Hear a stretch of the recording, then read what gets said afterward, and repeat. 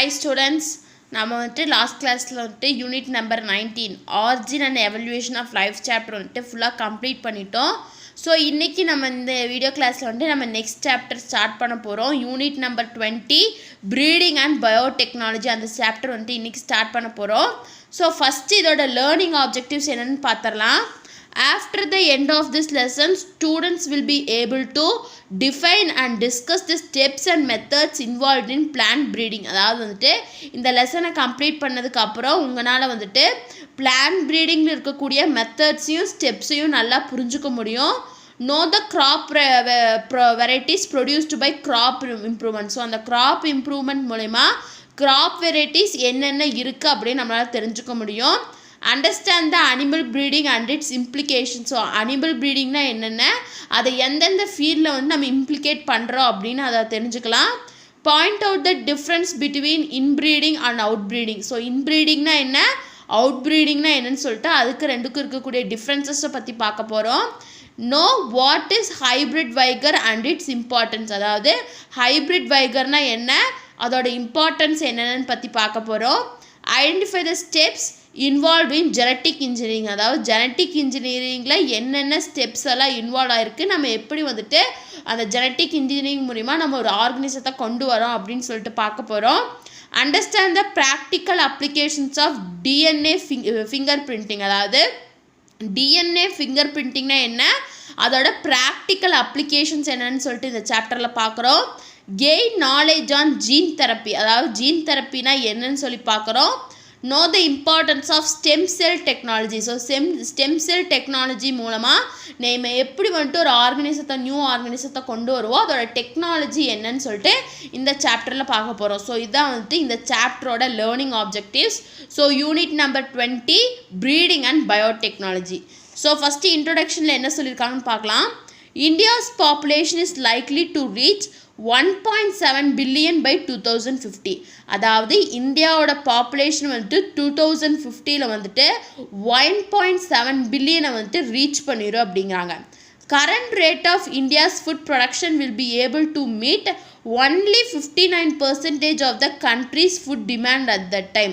அதாவது 2050 1.7 billion population நம்ம reach பண்ணும்போது கரண்ட்டாக அப்போ வந்துட்டு அந்த பாப்புலேஷனில் வந்துட்டு ஒன்லி 59% ஆஃப் ஃபுட் நீடை வந்துட்டு நம்ம 59 டோட்டல் 100% ஆஃப் ஃபுட் நீடில் வந்துட்டு அந்த 2050 நம்மளால் வந்துட்டு 59% மட்டும்தான் மீட் பண்ண முடியும் அப்படின்னு சொல்கிறாங்க. How can India feed 1.7 billion people by 2050? So 2050 எப்படி வந்துட்டு இந்தியா வந்துட்டு அந்த 1.7 பில்லியன் பீப்புளை வந்துட்டு ஃபீட் பண்ணும், அவங்களுக்கு எப்படி வந்துட்டு ஃபுட்டை வந்து தரும் அப்படிங்கிறாங்க. This can be possible by plant breeding and animal husbandry. So இது வந்துட்டு எப்படி பாசிபிள் ஆகும் அப்படின்னா பிளான்ட் ப்ரீடிங் மூலமாகவும் அனிமல் ஹஸ்பண்ட்ரி மூலமாகவும் தான் இந்த சுச்சுவேஷனை நம்மளால் வந்துட்டு கடக்க முடியும், ஓவர் கம் பண்ண முடியும்னு சொல்கிறாங்க. ஸோ ஃபஸ்ட்டு பிளான்ட் ப்ரீடிங் அப்படின்னா என்னென்னா, plant breeding is the art of developing economically important plants with superior quality. அதாவது பிளான்ட் ப்ரீடிங் அப்படிங்கிறது ஒரு கலை, ஆர்ட். என்ன டெவலப் பண்ணணும்னா எதை நம்ம டெவலப் பண்ணணும்னா பிளான்ஸ், அதாவது எக்கானமி. அதாவது இப்போ நம்ம எக்கனாமிக்கலாக இம்பார்ட்டண்ட்டாக இருக்கக்கூடிய பிளான்ஸ் வந்துட்டு ரைஸு, வீட்டு, ராகி, சார்கம். ஸோ அதெல்லாம் வந்துட்டு நம்ம எக்கனாமிக்கல் இம்பார்ட்டன்ட் நம்ம டெய்லி கன்சியூம் பண்ணிகிட்ருக்கோம், அதுதான் வந்துட்டு எக்கனாமிக்கல் இம்பார்ட்டன்ஸ் பிளான்ஸ்னு சொல்லுவாங்க. ஸோ அந்த எக்கனாமிக் இம்பார்ட்டன்ட் பிளான்ஸை வந்துட்டு டெவலப் பண்ணுறோம், இந்த பிளான்ட் ப்ரீடிங் அந்த டெக்னிக் மூலிமா டெவலப் பண்ணுறோம் நல்ல சுப்பீரியரான குவாலிட்டியோட. அதாவது வந்துட்டு நேச்சராக இருக்கக்கூடிய அந்த பிளான்ஸில் என்னென்ன குவாலிட்டி இருக்குமோ, என்னென்ன நியூட்ரியன்ட் கண்டென்ட் இருக்குமோ அதே கண்டென்ட்டை வந்துட்டு இந்த பிளான்ட் ப்ரீடிங் அப்படிங்கிற அந்த டெக்னிக்கில் கொண்டு வருவோம். ஸோ இதைத்தான் வந்துட்டு பிளான்ட் ப்ரீடிங் சொல்கிறாங்க. So plant breeding is the art of developing economically important plants with superior quality.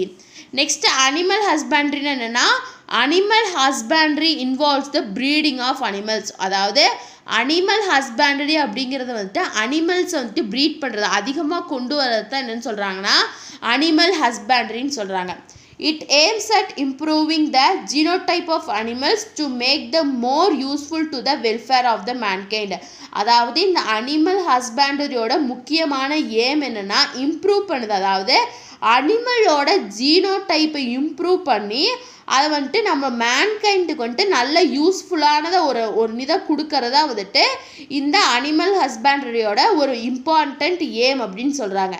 This emphasizes domestication and propagation of animals under controlled condition to enhance food production and food quality. So இதோட முக்கியமான இது என்ன emphasise பண்ணுதுன்னா, அனிமல்ஸை வந்துட்டு domestic அனிமல்ஸை வந்துட்டு propagate பண்ணி அதை ஒரு கண்ட்ரோல் கண்டிஷனுக்கு கொண்டு வந்து அங்கே வந்துட்டு அந்த அனிமல்ஸ்லேருந்து கிடைக்கக்கூடிய ஃபுட் ப்ரொடக்ஷனை வந்துட்டு இன்க்ரீஸ் பண்ணும். அதே சமயம் அப்படி இன்க்ரீஸ் ஆகக்கூடிய ஃபுட்டு வந்துட்டு ரொம்ப குவாலிட்டியாக இருக்கும் அப்படிங்கிறாங்க. Another breakthrough was the emergence of biotechnology as an entity of modern biology, which paved way to develop advanced healthcare products, diagnostic kits and food production to improve the quality of human life. அதாவது என்ன சொல்கிறாங்கன்னா, இப்போ இருக்கக்கூடிய ஒரு இதுதான் வந்துட்டு biotechnology technique. இது வந்துட்டு இப்போ இருக்கக்கூடிய மாடர்ன் பயாலஜி அது வந்துட்டு என்னென்ன டெவலப் பண்ணுது அப்படின்னா, ஹெல்த் கேர் ப்ராடக்ட்ஸை வந்து டெவலப் பண்ணுது. டயக்னாஸ்டிக் கிட்ஸ், அதாவது நமக்கு ஏதாச்சும் டிசார்டர்ஸ் இருக்கான்னு சொல்லிட்டு கண்டுபிடிக்கக்கூடிய அந்த டயக்னாஸ்டிக் கிட்ஸை வந்துட்டு டெவலப் பண்ணுது. அண்ட் ஃபுட் ப்ரொடக்ஷன், அதாவது ஹியூமன் லைஃப்பை வந்துட்டு இம்ப்ரூவ் பண்ணக்கூடிய குவாலிட்டிக்கு உள்ள ஃபுட்டை வந்துட்டு ப்ரொடியூஸ் பண்ணுதுன்னு சொல்கிறாங்க. இதான் வந்துட்டு பயோடெக்னாலஜி மூலமா நம்ம வந்துட்டு கண்டுபிடிக்கிறது. ஸோ இந்த பேராகிராஃபில் 2 இம்பார்ட்டன்ட் இருக்குது. ஸோ பிளான்ட் ப்ரீடிங்னா என்ன, அனிமல் ஹஸ்பண்ட்ரினா என்ன, அதோட முக்கியமான ஏம் என்ன. So plant breeding is nothing but it is an art of developing economically important plants with superior quality. Plant ப்ரீடிங்கிறது ஒரு ஆர்ட்டு. இது மூலமாக நம்மளால் எக்கனாமிக்காக இம்பார்ட்டண்ட்டாக இருக்கக்கூடிய பிளான்ட்டை டெவலப் பண்ணி அதே குவாலிட்டியில் எப்படி நேச்சரில் அந்த பிளான்ட்டில் என்னென்ன குவாலிட்டி என்னென்ன நியூட்ரியன்ஸ் இருக்கோ அதே நியூட்ரியண்ட்டை வந்துட்டு கொண்டு வர முடியுங்கிறதா வந்துட்டு பிளான்ட் ப்ரீடிங். அனிமல் ஹஸ்பண்ட்ரிங்கிறது வந்துட்டு அனிமல்ஸை வந்துட்டு ப்ரீட் பண்ணுறதா வந்துட்டு அனிமல் ஹஸ்பண்ட்ரின்னு சொல்கிறோம். நெக்ஸ்ட் டாபிக் பாருங்கள், modern agricultural practices and crop improvement. இப்போ இருக்கக்கூடிய அக்ரிகல்ச்சுரல் ப்ராக்டிஸும் கிராப் இம்ப்ரூவ்மெண்ட் அப்படின்னா என்னன்னு சொல்லிட்டு, modern agricultural practices are the activities carried out to improve cultivation of plants. So மாடர்னாக இப்போ இருக்கக்கூடிய அக்ரிகல்ச்சுரல் ப்ராக்டிவிட்டிஸ் எதுக்காக அதை பண்ணுறோம், பிளான்ட்ஸோட கல்டிவேஷன் வந்துட்டு இம்ப்ரூவ் பண்ணுறதுக்காக பண்ணுறோம். ஸோ இப்போ வந்துட்டு நம்ம இந்த அக்ரிகல்ச்சுரல் ப்ராக்டிசஸில் என்னென்ன இன்க்ளூட் ஆகுனா, ப்ரிப்பரேஷன் ஆஃப் சாயில். ஸோ அந்த கிராப் கல்டிவேஷனுக்கு அந்த சாயிலை ப்ரிப்பேர் பண்ணுறோம், சோப் பண்ணுறோம், அதாவது சீட்ஸை வந்துட்டு சோப் பண்ணுறோம். Manures and fertilization, application of manures and fertilizers, அதாவது மேன்யூஸையும் ஃபெர்டிலைசர்ஸையும் யூஸ் பண்ணுறோம். ப்ராப்பர் இரிகேஷன், அதாவது நல்ல இரிகேஷன் ஃபெசிலிட்டியை கொண்டு வரோம். Next protection from weeds and pest, அதாவது வந்துட்டு அந்த க்ராப்பை வந்துட்டு பெஸ்ட்டிலிருந்து அதை வந்துட்டு ப்ரொடெக்ட் பண்ணுறோம். நெக்ஸ்ட் அதை ஹார்வெஸ்ட் பண்ணி ப்ரிசர்வ் பண்ணி அதை ஸ்டோர் பண்ணுறோம் அப்படின்னு சொல்கிறாங்க. இப்போ இருக்கக்கூடிய மாடர்ன் அக்ரிகல்ச்சரல் ப்ராக்டிசஸில் நம்ம இதெல்லாம் பண்ணுறோம். The aim of crop improvement is to develop improved crop varieties possessing higher yield, better quality, resistance to diseases and shorter duration. அதாவது கிராப் இம்ப்ரூவ்மெண்ட்டோட முக்கியமான ஏம் என்ன அப்படின்னா வந்துட்டு கிராப் வெரைட்டிஸை வந்துட்டு இம்ப்ரூவ் பண்ணணுங்கிறத வந்துட்டு இதோட முக்கியமான ஏமாக இருக்குது. ஸோ அந்த கிராப் வெரைட்டியை இம்ப்ரூவ் பண்ணுறது மூலயமா நமக்கு என்ன ஆகும்னா ஹையர் ஈல்டு, அதாவது நிறைய ஈல்டு கிடைக்கும். அந்த கிராப் வெரைட்டியில் வந்துட்டு பெட்டரான குவாலிட்டி வந்துட்டு கிடைக்கும். அதே மாதிரி இந்த கிராப் வெரைட்டிக்கு வந்துட்டு எந்த விதமான டிசீஸும் வராமல் அதை நம்மளால் ரெசிஸ்ட் பண்ண முடியும். அதே மாதிரி அந்த கிராப் வந்துட்டு ஷார்ட்டர் டியூரேஷனில் நமக்கு கமர்ஷியலாக அதை சேல் பண்ணுறதுக்கு வந்துட்டு அந்த கிராப் ரெடி ஆயிரும்னு சொல்கிறாங்க. இதான் வந்துட்டு கிராப் மூமெண்ட்டோட இம்ப்ரூவ்மெண்ட்டோட ஏம் அப்படின்னு சொல்கிறாங்க. Next green revolution. So green ரெவல்யூஷன்னா என்ன?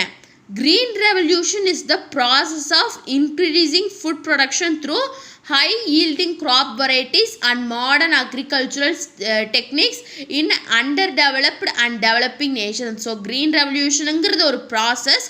எதுக்காக அந்த ப்ராசஸ் பண்ணுறோம் அப்படின்னா ஃபுட் ப்ரொடக்ஷனை இன்க்ரீஸ் பண்ணுறக்காக. ஸோ அந்த ப்ராசஸை வந்து நம்ம எது மூலமா பண்ணுறோன்னா through high yielding crop varieties, அதாவது எந்தெந்த கிராப் வெரைட்டிஸ் வந்துட்டு ஹையர் ஈல்டை கொடுக்குதோ அது மூலயமா இந்த க்ரீன் ரெவல்யூஷனை பண்ணுறோம். And modern agricultural techniques in underdeveloped and developing nations. அதாவது டெவலப் ஆகாத நேஷன்ஸ் கண்ட்ரீஸ்லையும் டெவலப் ஆகிட்டு இருக்கக்கூடிய கண்ட்ரீஸ்லையும் வந்துட்டு இந்த க்ரீன் ரெவல்யூஷனை வந்துட்டு நம்ம பண்ணுறோம் அப்படின்னு சொல்கிறாங்க. Dr. Norman E. Borlaug, an American agronomist, the father of Green Revolution, received the Nobel Peace Prize in 1970. So 1970 வந்துட்டு டாக்டர் நார்மன் இ ப்ராலக் அப்படிங்கிற ஒரு அமெரிக்கன் அக்ரானமிஸ்ட் அவர் தான் வந்துட்டு இந்த க்ரீன் ரெவல்யூஷனோட ஃபாதர் அப்படின்னு சொல்கிறோம். ஸோ 1970 வந்துட்டு அவர் வந்துட்டு ஒரு நோபல் ப்ரைஸ் வாங்குறாரு. என்னன்னா நோபல் பீஸ் ப்ரைஸ் இன் 1970. ஸோ இந்த க்ரீன் ரெவல்யூஷனுக்காக நோபல் பீஸ் ப்ரைஸை வந்துட்டு அவர் வந்துட்டு 1970 வாங்குறாரு. இன் இந்தியா, நம்ம இந்தியாவில் doctor MS Swaminathan joined with doctor Borlaug in bringing green revolution by introducing Mexican wheat varieties. So நம்ம டாக்டர் எம்எஸ் சுவாமிநாதன் எல்லாத்துக்கும் தெரிஞ்சிருக்குன்னு நினைக்கிறேன். ஸோ அவர் வந்துட்டு இந்த டாக்டர் Borlaug கூட வந்துட்டு ஜாயின் பண்ணி அவர் வந்துட்டு க்ரீன் ரெவல்யூஷனை கொண்டு வராரு. எப்படின்னா மெக்சிகன் வீட் வெரைட்டிஸ்லேருந்து கொண்டு வராருன்னு சொல்கிறாங்க. This eventually increased wheat and rice production between 1960 to 2000. So இந்த க்ரீன் ரெவல்யூஷன் இந்த மெக்சிகன்லேருந்து அந்த வீட் வெரைட்டிஸ்ன்ட்டு கொண்டு வந்ததுனால 1960 to 2000 வரைக்கும் அந்த வீட் அண்ட் ரைஸ் ப்ரொடக்ஷன் வந்துட்டு இவென்ச்சுவலாக வந்துட்டு இன்க்ரீஸ் ஆச்சு அப்படின்னு சொல்கிறாங்க. இதான் வந்துட்டு green revolution. So green revolution is nothing but it is the process of increasing the food production through high yielding crop varieties. Green ரெவல்யூஷனுங்கிறது ஒரு ப்ராசஸ். இந்த ப்ராசஸை நம்ம எதுக்கு பண்ணுறோம் அப்படின்னா ஃபுட் ப்ரொடக்ஷனை இன்க்ரீஸ் பண்ணுறக்காக எதுலேருந்துன்னா ஹை ஈல்டிங் கிராப் வெரைட்டிஸ்லேருந்து இன்க்ரீஸ் பண்ணுறது அப்படின்னு சொல்கிறாங்க. இதான் வந்துட்டு க்ரீன் ரெவல்யூஷன். நெக்ஸ்ட்டு பாருங்கள், breeding for high yield and better quality. எப்படி வந்துட்டு ஹை ஈல்டு வருது, நிறைய ஈல்டு வருது, அதே சமயம் குவாலிட்டிலையும் பெட்டராக இருக்குது அப்படின்னு. Major challenge that India faced during post-independence period was having enough food production for growing population. அதாவது நம்ம இந்தியா வந்துட்டு இண்டிபெண்டன்ஸ்க்கு முன்னாடி போஸ்ட் இண்டிபெண்டன்ஸ் பீரியடில் வந்துட்டு எதுக்காக ஸ்ட்ரகிள் பண்ணோம் அப்படின்னா ஃபுட் ப்ரொடக்ஷன், அதாவது பாப்புலேஷன் க்ரோத் அதிகமாகிட்டே இருந்தது. அந்த க்ரோத் ஆஃப் பாப்புலேஷனுக்கு தேவையான ஃபுட் ப்ரொடக்ஷன் ஃபுட்டை கொடுக்கறதுக்கு வந்துட்டு இந்தியா வந்துட்டு ரொம்பவே ஸ்ட்ரகிள் பண்ணிச்சு அந்த போஸ்ட் இண்டிபெண்டன்ஸ் பீரியடில். Efforts were taken to develop high yielding varieties of crops leading to green revolution. So நிறைய எஃபர்ட் எடுத்தாங்க. எதுக்காகனா ஒரு கிராப்பில் வந்துட்டு ஹை ஈல்டிங் வெரைட்டி கொண்டு வரக்கு அதுதான் வந்துட்டு க்ரீன் ரெவல்யூஷனுக்கு ஒரு பாத்தை கொடுத்தது அப்படின்னு சொல்கிறாங்க. செமிடார்ஃப் varieties in wheat and rice. So wheat and ரைஸில் இருக்கக்கூடிய செமிடார்ஃப் வெரைட்டிஸ்னால் என்ன? Sonalika, Kalyan Sona are semidwarf varieties of wheat. So இந்த ரெண்டும் தான் வந்துட்டு செமிடார்ஃப் வீட்டோட வெரைட்டிஸ் அப்படின்னு சொல்கிறாங்க. Developed from high yielding semidwarf fertilizer responsive wheat varieties from Mexico. So இது எதுலேருந்து டெவலப் பண்ணாங்கன்னா இந்த ரெண்டு வெரைட்டியும் இந்த செமிடார்ஃப் வெரைட்டிஸ், அதாவது வந்துட்டு ஃபர்டிலைசர் ரெஸ்பான்சிவ் வீட் வெரைட்டிஸ், அதாவது மெக்சிகோவில் இருக்கக்கூடிய இந்த ஃபர்டிலைசர் ரெஸ்பான்ஸ் வீட் வெரைட்டிஸ்லேருந்து இதை வந்துட்டு டெவலப் பண்ணியிருக்காங்க. IR8, அதாவது IR8ன்னு சொல்லுவாங்களே அதுதான் சொல்கிறாங்க. IR8 Miracle Rice is a high yielding semi-dwarf rice variety developed by International Rice Research Institute Philippines. அதாவது வந்துட்டு நமக்கு எல்லாத்துக்கும் தெரியும் IR8 அரிசின்னு சொல்லுவாங்கள்ல. ஸோ அதுதான் இந்த வெரைட்டி. இது வந்துட்டு ஒரு மிராக்கலான ரைஸு. இதில் வந்துட்டு high yielding semidwarf variety dwarf rice வந்துட்டு கிடச்சிது. ஸோ இதை யார் டெவலப் பண்ணாங்கன்னு அப்படின்னா IRI, அதாவது international rice research institute Philippines இருக்குது, அவங்க வந்துட்டு இதை டெவலப் பண்ணாங்க. In 1966 this was the first introduced in Philippines in India. So 1966 இந்த IR8 வந்துட்டு ஃபிலிப்பைன்ஸ்லேயும் இந்தியாவிலையும் தான் வந்துட்டு ஃபஸ்ட்டு இன்ட்ரடியூஸ் பண்ணாங்க. It was a hybrid of high yielding rice variety. So இது வந்துட்டு ரொம்பவே ஹையாக அந்த ரைஸ் வெரைட்டிக்கு ஒரு ஹை ஈல்டிங்கை கொடுக்கக்கூடியது அப்படின்னு சொல்கிறாங்க. நெக்ஸ்ட்டு பாருங்கள், பெட்டா ஃப்ரம் இந்தோனேஷியா. ஸோ இந்தோனேஷியாவில் இருக்கக்கூடிய பெட்டா அந்த இதில் வந்துட்டு and Dee geo woo gen a dwarf variety from China. அதாவது இந்தோனேஷியாவிலேருந்து வரக்கூடிய ஒரு ரைஸ் வெரைட்டி தான் பெட்டா. அண்டு சைனாவில் வந்து வரக்கூடிய ஒரு வெரைட்டி தான் வந்துட்டு டிஜியோவான்ஜன், அதாவது DGWG அப்படிங்கிற ஒரு வெரைட்டின்னு சொல்கிறாங்க. ஸோ இவர் எல்லாத்துக்குமே தெரிஞ்சிருக்கும் நம்மாழ்வார், நம்மளோட தமிழ் அக்ரிகல்ச்சுரல் சயின்டிஸ்ட்னு சொல்கிறாங்க. ஸோ இவரை பற்றி சின்னதை பார்த்துடலாம், ஏன்னா வந்து இவர் தமிழ்நாட்டை சேர்ந்தவர், அதனால் பார்த்துடலாம். Doctor G Nammalvar 1938 to 2013 was a Tamil agricultural scientist, environmental activist and organic farming expert. So இவர் வந்துட்டு ஒரு தமிழ் அக்ரிகல்ச்சரல் சயின்டிஸ்ட்டு, அதே மாதிரி environmental activist and organic farming பண்ணக்கூடியதில் ரொம்பவே எக்ஸ்பர்ட் ஆனவர். He founded Nammalwar Ecological Foundation for Farm Research and Global Food Security Trust to create public awareness about the benefits of organic farming. அதாவது இவர் வந்துட்டு ஒரு organisation வந்து செட் பண்ணுறாரு, அது பேர் தான் வந்துட்டு Nammalvar ecological foundation for farm research and global food security trust அப்படின்னு சொல்லிட்டு இவர் எதுக்கு பண்ணுறாரு, எதுக்காக இவர் பண்ணுறாரு அப்படின்னா ஒரு அவேர்னஸை க்ரியேட் பண்ணுறதுக்கு, அதாவது ஆர்கானிக் ஃபார்மிங்கில் இருக்கக்கூடிய பெனிஃபிட்ஸோட அவேர்னஸை க்ரியேட் பண்ணுறதுக்காக இதை வந்துட்டு இவர் வந்து ஆரம்பிக்கிறாருன்னு சொல்கிறாங்க. இவர் தான் வந்துட்டு doctor G Nammalvar. Next topic பாருங்கள், plant breeding for disease resistance. அதாவது பிளான்ட் ப்ரீடிங் மூலயமா எப்படி வந்துட்டு அதாவது டிசீஸ்லேருந்து ஒரு க்ராப்பை வந்துட்டு ரெசிஸ்ட் பண்ண முடியும் அப்படிங்கிறது. Plant disease are caused by pathogens like viruses, bacteria and fungi. So இந்த பிளான்ட் டிசீஸ் எதனால் காஸ் ஆகுது, சிமிலர் பேத்தோஜன்ஸ்னால, அதாவது வைரஸ், பாக்டீரியா அண்ட் ஃபங்கைனால. This affects crop yield. So இது வந்துட்டு crop yield வந்துட்டு அஃபெக்ட் பண்ணுது.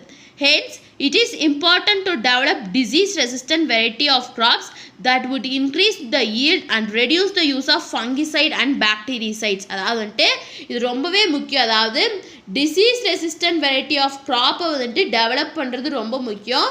ஸோ அப்படி டெவலப் பண்ணுறது மூலிமா நம்மளால் வந்துட்டு ஈல்டை வந்துட்டு இன்க்ரீஸ் பண்ண முடியும். அதே மாதிரி ஃபங்கிசைட்ஸ் அண்ட் பாக்டீரிசைட்ஸ் அதை யூஸ் பண்ணக்கூடிய யூசேஜை நம்மளால் ரெடியூஸ் பண்ண முடியுங்கிறாங்க. Some disease resistant varieties developed by plant breeding. So plant breeding மூலிமா டிசீஸ் ரெசிஸ்டன்ட் வெரைட்டிஸை வந்துட்டு என்னென்ன டெவலப் பண்ணியிருக்காங்கன்னு சொல்லிட்டு சின்ன டேபிளில் கொடுத்துருக்காங்க பாருங்கள். ஃபஸ்ட்டு க்ராப் வந்து வீட்டு என்ன வெரைட்டினா வந்துட்டு Himgiri variety. So resistant to disease, எந்தெந்த டிசீஸ்லேருந்து அதை ரெசிஸ்ட் பண்ணுன்னா leaf and stripe rust, hill bunt. So இதெல்லாம் வந்துட்டு பிளான்ட்டில் வரக்கூடிய டிசீசஸ்ஸு, இதை வந்துட்டு அதை ரெசிஸ்ட் பண்ணுது. நெக்ஸ்ட்டு காலிஃப்ளவரில் பாருங்கள், வெரைட்டி வந்து புஷா சுப்ரா, புஷா ஸ்னோபால் K1, அதாவது பிளாக் ராட். அதில் வந்து ரூட்ஸில் வரக்கூடிய ஒரு டிசீஸ் தான் வந்துட்டு பிளாக் ராட். ஸோ இது வந்துட்டு எதனால் காசு ஆகுன்னா வந்துட்டு மோல்ஸ்னால காசு ஆகும். ஸோ அதில் வந்துட்டு இதனால் ரெசிஸ்ட் பண்ண முடியுது. Next cowpea Pusa Komal variety. இது வந்துட்டு எதுலேருந்து டிசீஸ் ரெசிஸ்டன்ஸாக இருக்குன்னா பாக்டீரியல் பிளைட் டிசீஸ்லேருந்து இதை வந்துட்டு இந்த க்ராப்பை வந்துட்டு தடுக்குதுன்னு சொல்கிறாங்க. இதுதான் வந்துட்டு disease resistant crop varieties produced by plant breeding.